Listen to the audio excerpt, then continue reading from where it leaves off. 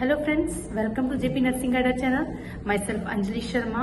अगर आप चैनल पे बने हुए हैं, चैनल को आपने देख रहे हैं आप लोग हमारी वीडियोस, तो आपको पहले से ही पता होगा प्रेरित सर ने एम्स के प्रीवियस ईयर के एग्जाम्स के जो क्वेश्चंस हैं वो सॉल्व करवाना स्टार्ट करवा दिए हैं। गाइज बहुत बहुत ज्यादा इंपॉर्टेंट है ये क्वेश्चंस, आप लोगों को नॉर्सेट 2022 के लिए बहुत ज्यादा हेल्प करने वाले हैं। So don't be late guys, जल्दी जाइए, देखिए, और आपको वीडियोस अच्छी लगे आप जरूर सब्सक्राइब करें, हमारे चैनल पर बने रहें, आपको अच्छी अच्छी वीडियोज और मिलती रहेंगी। ठीक है, आपकी जो भी डिमांड से आप हमें कमेंट बॉक्स में, कमेंट सेक्शन में कमेंट कर सकते हैं। ठीक है, हम आपको वहां पे रिप्लाई करेंगे और आपके लिए न्यू वीडियोस लेके आएंगे। और गाइज जो भी आपके प्रीवियस ईयर के जो क्वेश्चंस है, जल्दी से लेट मत होइए, बिल्कुल जाइए और जल्दी से जल्दी देखिए और हमें आपका रिप्लाई दीजिए।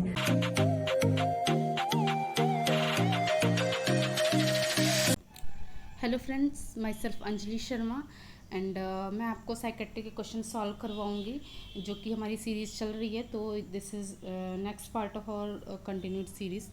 तो स्टार्ट करने से पहले फ्रेंड्स मैं आपको बता दूं कि अपने चैनल पे जय सर साइकेट्री के इमेज बेस्ड क्वेश्चंस भी लेके आएंगे, तो चैनल पर बने रहो। आपको साइकेट्री के इमेज बेस्ड क्वेश्चंस कहीं नहीं मिलेंगे, लेकिन हमारे चैनल पर ज़रूर मिलेंगे। तो फ्रेंड्स बनी रहिए। तो स्टार्ट करते हैं आपका ज़्यादा टाइम ना लेते हुए। तो आते हैं हम अपने फर्स्ट क्वेश्चन पे। तो फर्स्ट क्वेश्चन देखिए इधर, part of mind that distinguish right from wrong and act as censor of behaviour is known as.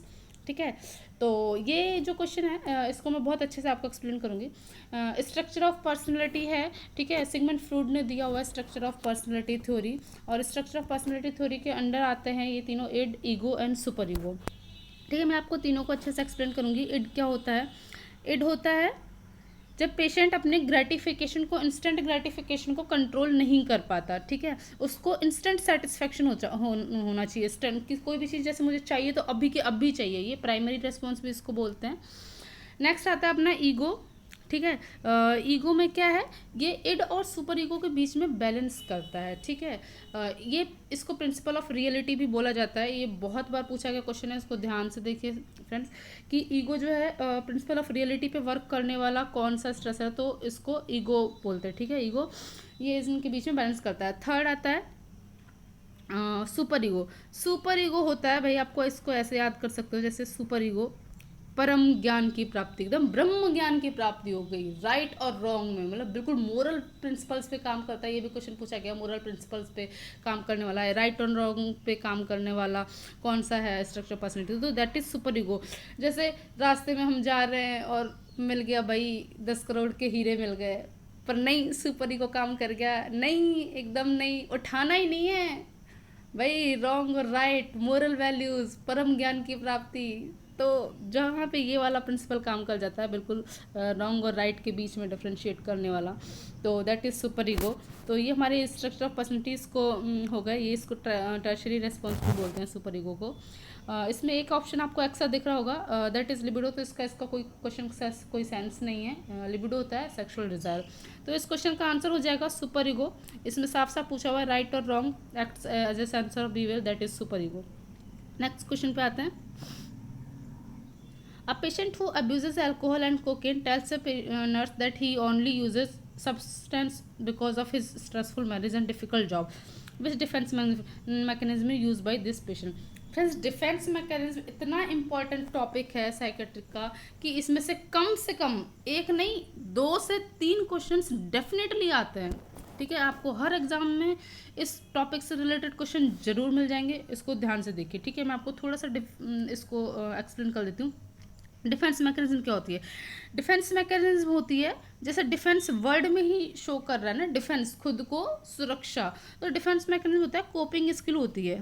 ठीक है, कोपिंग मतलब खुद की बॉडी जो है ना अपनी खुद को बचाती है। ठीक है, अपना जो भी बिहेवियर है, जो भी फ्रस्ट्रेशन, एंगर है, उससे खुद को बचाने का। तो इस डिफेंस मैकेनिज्म के अंदर आपको जो भी टाइप्स हैं ये बहुत ज़्यादा इंपॉर्टेंट है। ये सारे इस क्वेश्चन से रिलेटेड बहुत कंफ्यूजिंग है, बहुत अच्छा क्वेश्चन है ये, इसको ध्यान से देखिएगा। मैं आपको सबसे पहले फर्स्ट बता देती हूँ, ये है प्रोजेक्शन। ठीक है, तो प्रोजेक्शन वाला जो है, इसमें प्रोजेक्शन में क्या होता है, जैसे कोई भी ऑब्जेक्ट है, हम ना जैसे फिजिक्स में पढ़ते थे, उसको प्रोजेक्ट कर लिया, प्रोजेक्टाइल मोशन पढ़ा होगा ना, तो प्रोजेक्ट कर दिया, तो कोई भी चीज़ यहाँ से उठा के यहाँ पे फेंक दी। ठीक है, एक जगह से उठा के दूसरी जगह पर डाल दी, दैट इज प्रोजेक्शन। तो इसमें क्या करता है पर्सन, खुद का क्या हुआ काम अगर गलत हो गया तो उसका जो ब्लेम है सामने वाले पे डाल देता है, किसी और थर्ड पर्सन पे, ठीक है, सेकंड पर्सन पे डाल देता है, ठीक है, जिससे जो सोर्स है, जो भी जहाँ से आपको एंगर फ्रस्ट्रेशन मिला सोर्स से ना निकल के, जैसे यहाँ से ये सोर्स है, इसके पास फ्रस्ट्रेशन एंगर, इसने खुद का जो है अपना गुस्सा एंगर फ्रस्ट्रेशन किसी सेकंड पर्सन पे निकाल दिया, ठीक है, ये हो गया प्रोजेक्शन। जैसे एग्जांपल देते हैं जैसे कि मान लो डॉक्टर्स या फिर जो भी नर्सेस की टीम है ना, हमने एक काम किया, मेरे से गलत हो गया, मैंने दूसरे स्टाफ पे डाल दिया, नहीं मेरी गलती है नहीं, इसकी वजह से गलत हो गया है ना, इसने गलत किया, ये इसकी गलती है, ठीक है, ये डाल दिया, तो ये प्रोजेक्शन हो गया। सेकंड ऑप्शन देखते हैं डिस्प्लेसमेंट। डिस्प्लेसमेंट में भी होता तो यही है कि जो सोर्स है वो अपना एंगर फ्रस्ट्रेशन निकालता है किसी और पे, लेकिन दैट इज थर्ड पर्सन किसी और पे निकालता है, थर्ड पर्सन हो सकता है, थर्ड ऑब्जेक्ट हो सकता है, कोई ऑब्जेक्ट भी हो सकता है, ठीक है, और वो ऑब्जेक्ट है जो भी वो होना चाहिए सोर्स से लेस थ्रेटनिंग, सोर्स को लेस हार्म करना चाहिए, मतलब सोर्स को, जैसे आपका पेट है, अब आपका पेट कुत्ता है, आपको हार्म तो नहीं करेगा, तो आप गुस्सा फ्रस्ट्रेशन लात मार के कुत्ते पे निकाल ली, ठीक है। और एग्जांपल ले सकते हैं जैसे कि फादर आए है ना, ऑफिस में बॉस ने गुस्से में डांट दिया, गुस्से में कुछ भी बोल दिया, घर पे आए, घर पे आके अपनी वाइफ पे गुस्सा निकाल दिया, मदर है, मदर का को पापा से नहीं गुस्सा फ्रस्ट्रेशन हुआ, उन्होंने जाकर अपने बच्चों पे निकाल दिया, लेस थ्रेटनिंग, जो सोर्स है उससे लेस थ्रेटनिंग, सोर्स को हार्म नहीं कर सके उस पर थर्ड पर्सन पे निकाल देना, दैट इज डिस्प्लेसमेंट, ठीक है। थर्ड हम देखते हैं रेशनलाइजेशन। रेशनलाइजेशन जैसे हम हर क्वेश्चन में पढ़ते हैं कि इस क्वेश्चन का रेशनल क्या है, इस क्वेश्चन का आंसर का रेशनल क्या है, इसके पीछे का तो लॉजिक, उसके पीछे का ना एक्सक्यूज देना, ठीक है, तो रेशनलाइजेशन होता है, इसको हिंदी में बोलते हैं बहाने बनाना। तो जैसे लोमड़ी और अंगूर वाली कहानी हमने पढ़ी हुई है कि अंगूर नहीं मिले तो अंगूर खट्टे हैं, तो रेशनलाइजेशन मतलब कोई चीज़ अगर आपसे नहीं हो पा रही, कोई काम नहीं हुआ, तो उसके पीछे एक बहाना दे देना कि हाँ ये इस वजह से नहीं हुआ, ठीक है। थर्ड होता है सब्लिमेशन, ये पॉजिटिव डिफेंस मैकेनिज्म है फ्रेंड्स, मतलब खुद का जो भी गुस्सा है, अंगर है, फ्रस्ट्रेशन है, वो आपको पॉजिटिव कामों में करके, जैसे फुटबॉल खेल लिया, प्लेइंग, गार्डनिंग है ना, स्विमिंग, ऐसे पॉजिटिव काम करके और फिर उस पर निकाल लेना, तो दैट इज सब्लिमेशन। ये हमने एक तरीके से आपको 4 क्वेश्चन सॉल्व करवा दिए हैं फ्रेंड्स। तो इस क्वेश्चन का आंसर हो जाएगा रेशनलाइजेशन। इसमें जो पेशेंट जो भी पर्सन है वो बहाना बना रहा है, ठीक है, कि इस वजह से मैं अल्कोहल नहीं छोड़ पा रहा, इस वजह से मैं अल्कोहल पीता हूँ क्योंकि मेरी डिफ़िकल्ट जॉब है और मैरिज की वजह से, ठीक है। चलो नेक्स्ट क्वेश्चन पे चलते हैं friends. Response to avoid in therapeutic communication are as follows except. इस क्वेश्चन को बहुत ध्यान से पढ़िए, ठीक है। इसमें बोल रहा है response to avoid in therapeutic communication are as follows except, मतलब कौन सी जो थेरेपेटिक कम्युनिकेशन में रेस्पॉन्सेज अवॉइड करनी चाहिए, एक्सेप्ट मतलब कि थेरेपेटिक कम्युनिकेशन में कौन सी रेस्पॉन्स फॉलो करनी चाहिए, ठीक है। तो इसका आंसर हो जाएगा फ्रेंड्स डिफ्लेक्टिंग एंड क्लेरिफाइंग, सी इसका सही आंसर हो जाएगा, क्योंकि देखो आर्ग्यूइंग या जजमेंटल प्रोसेस नहीं रखना चाहिए, ठीक है, किसी के लिए आप जजमेंटल नहीं हो सकते, क्लोज एंडेड क्वेश्चंस नहीं पूछने चाहिए, ठीक है। एडवाइस गिविंग, तो आप सामने वाले को एडवाइस लो, मतलब सामने वाले को खुद को एडवाइस लेने दो, खुद को उसको सोल्यूशन निकालने दो, ठीक है। तो इसका आंसर हो जाएगा सी, इसका आंसर हो जाएगा अपना सी, ठीक है, deflecting and clarifying. Next question पे चलते हैं। Termination of interpersonal relationship starts in phase. ये जो IPR है इसके भी मैं आपको बता देती हूँ, जैसे इसके 4 फेजेस होते हैं फ्रेंड्स। प्री इंटरेक्शन में क्या होता है, TPP डिसाइड किया जाता है। TPP मतलब टाइम, प्लेस और पर्सन, मतलब कहाँ पे कौन सा टाइम होगा, कौन सा प्लेस होगा, कौन सा पर्सन लिया जाता है, ये प्री इंटरेक्शन फेज में स्टार्ट किया जाता है। ओरिएंटेशन फेज में हम सब कुछ डिस्कस कर लेते हैं, जो भी हमारी स्टार्ट से लेके एंड तक की जो भी प्रोसेस है वो सब स्टार्ट कर ले देते हैं कि ओरिएंटेशन में हम ये करेंगे, इसके बाद ये करेंगे, ये करेंगे, ठीक है। टर्मिनेशन तक का फेज सब कुछ स्टार्ट इसमें डिसाइड कर लिया जाता है। Working phase is the most important phase, ठीक है, इसमें सारे काम किए जाते हैं, ठीक है। जो भी आपको इंटरपर्सनल रिलेशनशिप में जो भी आपको वर्किंग फेज है, मतलब नाम ही वर्किंग, तो इसमें आपको वर्किंग पूरा फेज किया जाता है। टर्मिनेशन जो फेज है, टर्मिनेशन फेज में टर्मिनेट कर दिया जाता है जो सेशन है। इसमें एक इसका साइड इफेक्ट होता है टर्मिनेशन फेज में, ट्रांसफेरेंस और काउंटर ट्रांसफेरेंस, हम आपको बताएंगे बाद में। ट्रांसफेरेंस और काउंटर ट्रांसफरेंस, ठीक है। तो इसमें क्या होता है कि एक दूसरे के ऊपर डिपेंडेंसी डेवलप हो सकती है, जैसे इतने टाइम तक साथ में रहे तो उसके बाद एक दूसरे के लिए जो डिपेंडेंसी होती है एक दूसरे पर डेवलप हो जाती है, हेल्थ केयर पर्सन की भी पेशेंट पे, पेशेंट की भी हेल्थ केयर पर्सन पे। तो वो इसका एक इसका डिलिमिटेशन है। तो ये हो गया। इसका आंसर हो जाएगा फ्रेंड्स ओरिएंटेशन फेज। मैंने आपको एक्सप्लेन कर ही दिया कि ओरिएंटेशन फेज में हम सब कुछ स्टार्टिंग से लेके एंड तक डिस्कस कर लेते हैं, कि पूरी प्लानिंग बना लेते हैं कि क्या क्या किया जाएगा। तो टर्मिनेशन भी है वो भी ओरिएंटेशन फेज में ही डिसाइड कर लिया जाता है। नेक्स्ट क्वेश्चन पे आते हैं। A neuromuscular blocking agent is administered to a client before ECT therapy. The nurse should carefully observe the patient for. तो इसका आंसर हो जाएगा respiratory nausea vomiting dizziness seizures. इसका आंसर ए हो जाएगा रेस्पिरेटरी डिफिकल्टीज, क्योंकि जो हम न्यूरोमस्कुलर ब्लॉकिंग एजेंट देते हैं जैसे सक्शनल कूलिंग मसल रिलैक्सेंट होता है, मसल रिलैक्सेंट है तो ये रेस्पिरेटरी मसल्स को भी रिलैक्स कर सकता है और रेस्पिरेटरी डिफिकल्टी हो सकती है। तो हम इसके लिए ध्यान देते रहना है कि पेशेंट की रेस्पिरेटरी डिफिकल्टी ना हो। नेक्स्ट क्वेश्चन पे आते हैं। Treatment for phobias in which the patient is exposed to progressively more anxiety provoking stimuli and thought relaxation technique is known as। इसका आंसर चला जाएगा aversion therapy, flooding, deterrent therapy. इसका answer D हो जाएगा systemic desensitization. ठीक है, systemic desensitization में क्या होता है, सिस्टमिक डिसेंसिटाइजेशन के 3 पार्ट्स होते हैं। सबसे पहला रिलैक्सेशन थेरेपी दी जाती है। ठीक है, दूसरा हायरार्की बनाई जाती है जो भी फोबिया है उसके रिगार्डिंग, कौन सा फोबिया सबसे पहले हायरार्की का इसका जो है ना ये बहुत ज़्यादा इंपॉर्टेंट है कि मैनर की हायरार्की तो बनाई जाती है हाई टू लो फोबिया में, मतलब सबसे ज़्यादा डर किससे लगता है, फिर उसके बाद किससे कम, उसके बाद कम कम किससे लगता है और लास्ट में किससे कम लगता है। ठीक है, हायरार्की। थर्ड होता है सिस्टमिक डिसेंसिटाइजेशन। सिस्टमिक डिसेंसिटाइजेशन में आपको जो मैनर लिया जाता है वो जो लिया जाता है लो टू हाई। ठीक है, मतलब सबसे पहले एक्सपोजर करवाया जाएगा सबसे कम फोबिया का, उसके बाद उसके ऊपर वाले स्टेजेस पे जाएंगे। इसका आंसर डी हो जाएगा, मैंने बता दिया, एक्सप्लेन भी कर दिया आपको, एक टॉपिक एक्सप्लेन कर दिया गया है यहाँ पे। नेक्स्ट क्वेश्चन पे चलते हैं। Which of the following type of schizophrenia best response to ECT. ठीक है, तो ईसीटी का जो बेस्ट रेस्पॉन्स है वो फ्रेंड्स कैटाटोनिक सिजोफ्रेनिया में आता है। ठीक है, जितने भी सिजोफ्रेनिया है उसमें से कैटाटोनिक में सबसे बेस्ट रेस्पॉन्स आता है। सिंपल में सिंपल का और हैवीफ्रेनिक का सबसे पुअर है। अगर पुअर सबसे पुअरेस्ट पूछ लिया जाए तो हैवीफ्रेनिक सिजोफ्रेनिया आंसर जाएगा। ठीक है, कैटाटोनिक सबसे बेस्ट। और पैरानॉइड में भी अच्छा ईसीटी दिया जाता है और ये पर्पसफुल यूज़फुल रहता है। ठीक है, सिंपल हैबोफ्रेनिक में भी पुअर ही रहता है ईसीटी। ठीक, नेक्स्ट क्वेश्चन पे चलते हैं। A condition in which person constantly maintain a position which में बी कंफर्टेबल और अनकंफर्टेबल इज नॉन एज। ठीक है, मतलब पर्सन एक ही पोजीशन में बैठा रहता है, चाहे वो कंफर्टेबल हो चाहे नहीं हो, तो उसका आंसर जाएगा कैटालेप्सी। ठीक है, नेक्स्ट क्वेश्चन देखते हैं। Among the following what is the important nursing intervention to maintain safety of a client who is receiving ECT। ठीक है, tyramine feels free meals, avoidance of exposure to sun, maintenance of a safety sodium intake, elimination of benzodiazepine for night time sedation. तो इसका answer हो जाएगा D, क्योंकि जब हम ECT थे इसको रेट्रोग्रेड एमनेशिया होने के चांसेस रहते हैं। तो सेडेशन हमने पहले ही रेस्पिरेटरी मसल्स भी आपकी और ज़्यादा रिलैक्स हो सकती हैं, ये डिफ़िकल्टी हो सकती है। ठीक है, तो मेन जो है आपको बेंजोडाइजेपिन नाइट टाइम सेडेशन के टाइम पे नहीं देनी है। ठीक है, ये ध्यान रखना है। नेक्स्ट क्वेश्चन पे चलते हैं। Which of the following feature is present only in dementia when compared with delirium. ये बहुत अच्छा क्वेश्चन है फ्रेंड्स, इसको अच्छे से पढ़ें।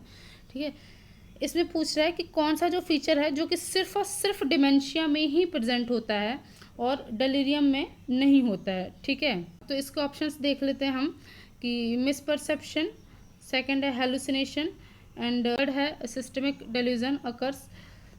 तो इसका आंसर फ्रेंड्स डी जाएगा, सिस्टमेटाइज डेल्यूजन्स अकर्स ओनली, क्योंकि जो सिस्टमेटाइज डेल्यूजन्स हैं ये आपके डिमेंशिया में डेलीरियम में नहीं होते हैं। ठीक है, तो इसका आंसर डी चला जाएगा। हाँ, मिसपरसेप्शन दोनों में होता है। ठीक है, विविड हेलुसिनेशन भी हो सकते हैं और हेलुसिनेशंस भी हो सकते हैं, लेकिन सिस्टमेटिक जो डेल्यूजन्स हैं वो डेलीरियम में नहीं ही होते हैं। ठीक है, नेक्स्ट क्वेश्चन पे चलते हैं। Which of the following is a long term effect of medical complication of alcoholism. तो इसका आंसर फ्रेंड्स कोर्स ऑफ साइकोसिस चला जाएगा। ठीक है, ये तो बहुत इंपॉर्टेंट क्वेश्चन है, मोस्ट ऑफ द टाइम पूछा जाता है। इसका आंसर कोर्स ऑफ साइकोसिस चला जाएगा। Next the following are presenting symptom of patient with catatonic schizophrenia except. ठीक है, तो sudden onset of mutism have dangerous period of agitation, explosive behaviour, disorganize behaviour and speech. Last है stereotype position with waxy flexibility. ठीक है, तो इसका answer D चला जाएगा, stereotype position with waxy flexibility. ठीक है, कैटाटोनिक सिजोफ्रेनिया में ये नहीं होता है, बाकी सारे होते हैं ऑनसेट ऑफ म्यूटिज्म, है ना। कैटाटोनिक स्टूपर में सडन ऑनसेट ऑफ म्यूटिज्म देखा जाएगा, कैटाटोनिक मेनिया में ये दोनों देखे जाएंगे। ठीक है, लेकिन डी ऑप्शन है, ये नहीं जाएगा। Which of the following activity is best suited for a client with histrionic personality disorder who is responding to situation in an exaggerated manner? तो इसका आंसर जो है friends, behaviour therapy, role play, isolate client, इसमें C चला जाएगा answer, isolate the client, client को isolate करके रखेंगे। ठीक है, नेक्स्ट क्वेश्चन पे चलते हैं। Which of the following is the adverse effect resulting from the chronic use of antipsychotics? ठीक है, तो इसका आंसर चला जाएगा टार्डिव डिस्काइनेशिया।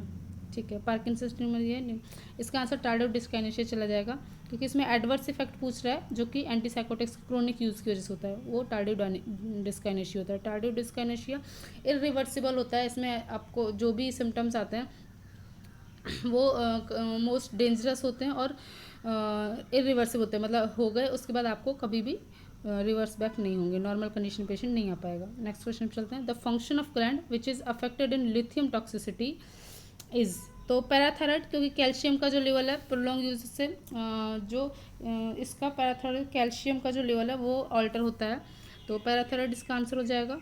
नेक्स्ट सीधा सा क्वेश्चन है, सिंपल सा।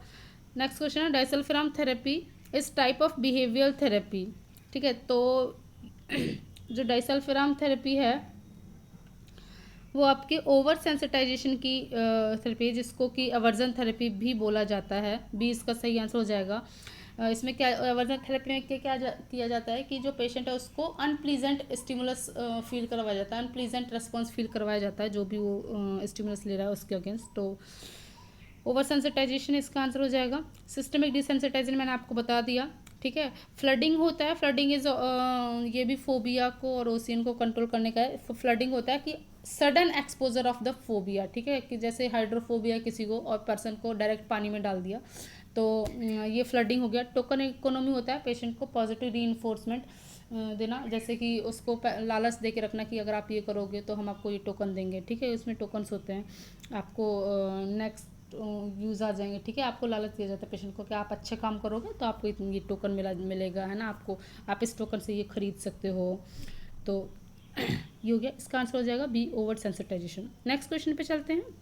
The nurse notes that a client with schizophrenia and receiving an antipsychotic medicine is moving her mouth protruding, ये नोट कीजिए पेशेंट फ्रेंड्स की ना, moving her mouth protruding tongue and grimacing as she watches television. ठीक है, तो ये features दिख रहे हैं पर्सन में, तो अब क्या करना है, the nurse determine that the client is experiencing with which medication complication. ठीक है, कौन सी मेडिकेशन कॉम्प्लिकेशन से जूझ रहा है, तो अभी मैंने आपको बताया था। ठीक है, इसमें टार्डिव डिस्काइनेशिया जो है ये इसका सही आंसर हो जाएगा। टार्डिव डिस्काइनेशिया में जो पेशेंट है उसका जीभ बाहर आ जाती है, फेस ग्राइमिसिंग होता है, फेस बनाना। ठीक है, तो और ये इरिवर्सिबल भी होता है। ठीक है, नेक्स्ट क्वेश्चन पे आते हैं। The nurse is teaching a client who is being started on imipramine. मैं आपको ये भी थोड़ा थोड़ा एक्सप्लेन करती हूँ। पार्किंसनिज्म क्या होता है, पार्किंसनिज्म होता है जैसे जो पार्किंसंस डिजीज़ है उसमें जो फीचर्स आते हैं वो पार्किंसनिज्म होता है, इसको फॉल्स पार्किंसनिज्म भी बोलते हैं। इसमें से ट्रीमर्स आना, ठीक है, गेट बनना, सफल गेट बनना, ये हो जाए। हाइपरटेंसिव क्राइसिस होता है, हाइपरटेंसिव क्राइसिस में न्यूरोलेप्टिक मैलिग्नेंट सिंड्रोम का ही ये पार्ट है हाइपरटेंसिव क्राइसिस, कि इसमें बहुत ज़्यादा बीपी बढ़ जाता है, फीवर आता है। न्यूरोलेप्टिक मैलिग्नेंट सिंड्रोम में भी यही होता है कि ये भी बहुत ज़्यादा सीवियर सिम्टम है इसका। ईपीएस बोलते हैं, ये सारे के सारे ही ईपीएस हैं, है ना, एक्स्ट्रा पिरामिडल सिम्टम्स, जो कि एंटीसाइकोटिक्स के साइड इफ़ेक्ट्स हैं, एंटीसाइकोटिक्स के साइड इफ़ेक्ट्स में ये आते हैं। ठीक है, न्यूरोलेप्टिक मैलिग्नेंट सिंड्रोम भी बहुत सीवियर है, इसमें फीवर, हाई फीवर हो जाता है। ठीक है, हाइपरटेंसिव बीपी बढ़ जाएगा और हार्ट रेट बढ़ जाएगी। ठीक है, इसका आंसर टार्डिव डिस्काइनेसिस चला जाएगा। नेक्स्ट क्वेश्चन पे चलते हैं। The nurse is teaching a client who is being started on imipramine about the medication. The nurse should inform the client to expect maximum desired effect at which time period initiation of this medication? इसका answer हो जाएगा friends in 2 to 3 weeks. Imipramine का जो best effect है वो 2 to 3 weeks में आता है, तो इसमें कुछ एक्सप्लेन करने वाली बात है ही नहीं, ठीक है। आंसर 2 to 3 वीक्स चला जाएगा। नेक्स्ट है, client with schizophrenia has been started on medication therapy with clozapine, the nurse should access the result of which laboratory study to monitor for adverse effect from his medication, ठीक है। जब भी हम clozapine लेते हैं तो उसमें WBC जो काउंट हैं वो कम हो जाते हैं फ्रेंड्स, ठीक है। ल्यूकोसाइटोपिनिया देखने को मिलता है, ल्यूकोसाइटोपिनिया, ठीक है। तो इसका answer white blood cell count हो जाएगा, ठीक है। हमें ये मॉनिटर करते रहना है। नेक्स्ट क्वेश्चन पे चलते हैं। अ phenomena during therapeutic nurse client relationship when the client unconsciously transfer the nurse feeling and behaviour predisposition from towards a person from his और हर पार्ट इज, तो इसका आंसर हो जाएगा ट्रांसफेरेंस, ठीक है। जो मैं आपको थोड़ी देर पहले बता रही थी, जो प्री ओरिएंटेशन ओरिएंटेशन फेज में जो टर्मिनेशन में जो हो जाता है, तो ट्रांसफेरेंस क्या होता है कि जो पेशेंट है, पेशेंट का हेल्थ केयर पर्सन पे डिपेंडेंसी, और काउंटर ट्रांसफेरेंट होता है हेल्थ केयर पर्सनल का पेशेंट पे, ठीक है। नेक्स्ट क्वेश्चन पे चलते हैं। Scheduled activity therapy used for the patient with, ठीक है। तो शेड्यूल एक्टिविटी जो है वो अपने हमें मेनिया वाले पेशेंट के लिए यूज़ करके रखनी चाहिए, क्योंकि मेनिया वाला पेशेंट है ना, एजिटेटेड रहता है, कभी ये किया कभी वो किया, इम्पल्सिव बिहेवियर रहता है, तो इसके लिए शेड्यूल एक्टिविटी रखनी चाहिए कि ना आप बिल्कुल शेड्यूल, आप ये करना है, आप ये करना है, ये करना है। नेक्स्ट क्वेश्चन पे आते हैं। A person thinks that somebody follows him because he had secret paper in his brief case, ठीक है। तो इसका आंसर चला जाएगा फ्रेंड्स डिलीजन ऑफ परसिक्यूशन। हाँ, delusion of persecution paranoid schizophrenia का भी स्पेशल फीचर है, ठीक है। तो पैरानॉइड परसिक्यूशन में क्या होता है कि पेशेंट को डाउट रहता है ना, कि मेरे ऊपर कोई कुछ मुझे कोई मार देगा, या फिर मेरे अगेंस्ट कुछ भी षड्यंत्र किया जा रहा है, ठीक है। इसका आंसर ये डिलीजन ऑफ परसिक्यूशन चला जाएगा। नेक्स्ट क्वेश्चन पे चलते हैं। Which of the following is not a part of Bleuler's 4A, ठीक है। तो इसका आंसर अवोल्यूशन हो जाएगा। ब्लूअर्स 4A बहुत इंपॉर्टेंट क्वेश्चन है, ठीक है। मैंने आपको लास्ट सीरीज में भी बताया था। इसके ब्लूअर्स 4A में आता है ऑटिस्टिक थिंकिंग आता है, एम्बिवेलेंस आता है, एसोसिएशन लूजनिंग आता है, और एक आता है अपैथी, ठीक है। ऑटिस्टिक थिंकिंग को ऑटिज्म भी बोलते हैं हम, ठीक है। तो इसको कंफ्यूज ना कीजिएगा इससे। नेक्स्ट क्वेश्चन पे चलते हैं। Inability to carry out normal activities despite detect motor function, ठीक है। तो इसका आंसर हो जाएगा एप्रेक्सिया। एप्रेक्सिया होता है एनिडोनिया, जैसे एनिडोनिया, मैं आपको सारे ऑप्शन एक्सप्लेन करती हूँ। एनिडोनिया होता है किसी भी चीज़ को लेके आपको पहले उससे प्लेजर फील होता था, लेकिन अब उससे प्लेजर नहीं फील होता, ठीक है। तो एनिडोनिया मतलब हैप्पीनेस नहीं फील होती है आपको अब। अपैथी होता है लॉस ऑफ अफेक्ट, ठीक है, मतलब आपको बिल्कुल 0% फ़र्क पड़ता है ना। एमनेशिया होता है मेमोरी लॉस, ठीक है, मेमोरी लॉस होता है। एप्रेक्सी होता है इसका आंसर जो नॉर्मल एक्टिविटीज़ हैं उनको, मोटर फंक्शन को नहीं कर पाता है पर्सन। नेक्स्ट क्वेश्चन है। A patient started that people get angry and take it out on me, this sentence indicate which of the following defence mechanism. इसका आंसर डिस्प्लेसमेंट चला जाएगा, ठीक है। डिस्प्लेसमेंट चला जाएगा क्योंकि प्रोजेक्शन होता है हम किसी को ब्लेम करना, और डिस्प्लेसमेंट होता है कि जो भी अपना एंगर है, फ्रस्ट्रेशन है, वो किसी और पे निकालना। तो इसका आंसर सी डिस्प्लेसमेंट सही चला जाएगा, ठीक है। अब इसमें डिनाइल जो है, डिनाइल डिफेंस मैकेनिज्म क्या होता है, पर्सन बिल्कुल डिनाई कर देता है किसी भी चीज़ को कि नहीं मुझे करना ही नहीं है, पहले ही डिनाई कर देता है। इंटेलेक्चुअलाइजेशन होता है मतलब बौद्धिक क्षमता आपको बढ़ जाती है, मतलब बिल्कुल सही और गलत करके कि ये सही है मुझे यही करना है, ठीक है। डिस्प्लेसमेंट प्रोजेक्शन हम पहले डिस्कस कर चुके हैं। नेक्स्ट क्वेश्चन पे आते हैं। Doctor shopping is a characteristic of hypochondriac disease, which defence mechanism is the root of behaviour. तो इसका ऑप्शन आंसर डिनाइल चला जाएगा। डिनाइल में क्या, इसमें पर्सन है खुद डिनाइल करते रहता है कि नहीं मुझे तो कोई बीमारी है, मुझे तो है कोई बीमारी, उसको यही लगता था। तो डॉक्टर की जो और अलग अलग डॉक्टर्स के पास जाता रहता है, ठीक है, डॉक्टर्स की बात को मानने से डिनाई कर देता है। इसमें एक एक्स्ट्रा डिफेंस मैकेनिज्म दो आई हैं, कॉम्पनसेशन डिफेंस मैकेनिज्म में क्या होता है कि अगर आप ये नहीं कर पाए तो बजाय इसके दूसरा करे। जैसे मान लो कोई पर्सन पढ़ाई में अच्छा नहीं है, तो उसने कॉम्पनसेट कर लिया कि चलो पढ़ाई में मैं अच्छा नहीं, मेरी पेंटिंग अच्छी है, या मेरा गेम्स अच्छा है तो स्पोर्ट्स में अच्छा कर लिया, पेंटिंग में अच्छा कर लिया, तो ये कॉम्पनसेशन हो गया, ठीक है। नेक्स्ट हमने एक आइडेंटिफिकेशन नया है। आइडेंटिफिकेशन होता है कि पर्सन खुद को किसी पॉपुलर सेलिब्रिटी या पॉपुलर पर्सन से, फेमस पर्सनालिटी से खुद को मैच कर लेता है। जैसे कोई मान लो, कोई समझ ले मैं ऋतिक रोशन की जगह खुद को रख के देख ले कि मैं खुद को ऋतिक रोशन ही समझ लग जाए, ठीक है। तो फेमस पर्सनैलिटी से करके डे ड्रीमी स्टेज में ही रहता है, ठीक है। नेक्स्ट क्वेश्चन पे हम चलते हैं। Irradiation of unwanted habits by associating unpleasant condition with it is called as, ठीक है। तो ये क्वेश्चन हमने वापस पहले भी ले चुके हैं, ठीक है, डिफरेंट वे में। तो इसका आंसर सी, अवर्जन कंडीशनिंग चला जाएगा। मैंने बताया था अनप्लीजेंट कंडीशन, ठीक है, अनप्लीजेंट रेस्पॉन्स, अनप्लीजेंट या अनप्लेजरेबल इफेक्ट शो करवाया जाता है, तो अवर्जन थेरेपी में करवाया जाता है, ठीक है। डिसेंसिटाइजेशन हमने पढ़ लिया है। क्लासिकल कंडीशनिंग भी है, इसका ऑप्शन अवर्जन कंडीशनिंग चला जाएगा, ठीक है। नेक्स्ट है which of the following is a most common unable usable defence mechanism. तो मोस्ट जो कॉमन डिफेंस मैकेनिज्म है, डिनाइल यूज़ की जाती है किसी चीज़ को सिंपल एंड सोबर वे में मना कर देना, नहीं मुझे करना ही नहीं है, तो डिनाइल बस सबसे ज़्यादा यूज़ की जाने वाली डिफेंस मैकेनिज्म है, इसको याद रखें। रेशनलाइजेशन इनसे कंफ्यूज नहीं करें कि आप ज़्यादा बहाने बनाते हैं तो सब बनाते होंगे, ऐसा नहीं है, ठीक है। Denial is the most common defence mechanism used. Next है delirium treatments are withdrawal symptom of. तो ये तो जग जाहिर है, सिंपल हलवे के जैसा क्वेश्चन, आंसर ए अल्कोहल चला जाएगा, ठीक है। नेक्स्ट क्वेश्चन देखते हैं। Which drug is use for prophylaxis of manic depressive disorder. ये भी हलवे के जैसे सबको पता है, लिथियम यूज़ किया जाता है। मैनिक डिप्रेसिव डिसऑर्डर जो है उसमें लिथियम जो ड्रग है वो यूज़ की जाती है।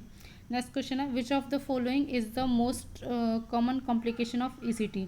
ईसीटी का मोस्ट कॉमन कॉम्प्लिकेशन क्या है, तो रिट्रोग्रेड एमनेशिया, मैंने पहले भी आपको बताया था, इसीलिए हम सेडेटिव्स भी नहीं देते हैं, ठीक है। रिट्रोग्रेड एमनेशिया, इसलिए प्री जो ईसीटी करते हैं ना, ईसीटी के बाद एक जो प्राइमरी नर्सिंग रिएक्शन है उसमें आपको रीओरिएंट द पेशेंट, ये आपका प्राइमरी नर्सिंग रिस्पॉन्स हो जाना चाहिए ईसीटी के बाद में, क्योंकि रिट्रोग्रेड एमनेशिया होने के चांसेस रहते हैं।